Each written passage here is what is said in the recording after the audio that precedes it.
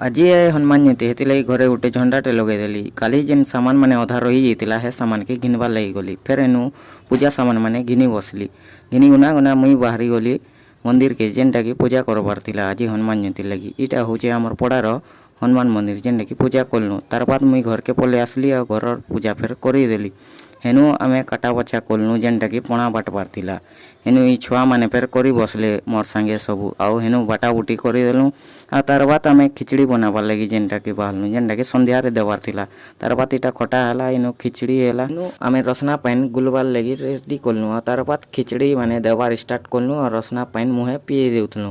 ଆଉ ଇ ଯେନ୍ କ୍ୟାମେରାମ୍ୟାନ୍ ମାନଙ୍କୁ ଦେଖୁଛ ଇଟା ସବୁ ମତେ ଦେଖବାର ଲାଗି ଆସିଛନ୍ ଭାବୁଛ କେ ନୁହେଁ ସେ ଯେନ୍ଟାକି ଆମର ପଡ଼ାକେ ଧର୍ମେନ୍ଦ୍ର ପ୍ରଧାନ ଆସିଥିଲେ ଆଖଡ଼ା ବାଡ଼ି ଦେଖବାର ଲାଗି ଯେନ୍ଟାକି ଇଟା ବୁଲଉଛନ୍। ମତେ ଜୋସ୍ ଆସିଲା ବେଲେ ମୁଇଁ ଫେର୍ ବୁଲି ବୁଲା ଦେଇଛେଁ ଯାଇ ତାହିଁ। ତାର ବାଦ ଆଜି ତ ଜନା ନାଇଁ ପଡ଼େ କାଲି ସକାଳେ ଗଣା ଚିଆଁବା।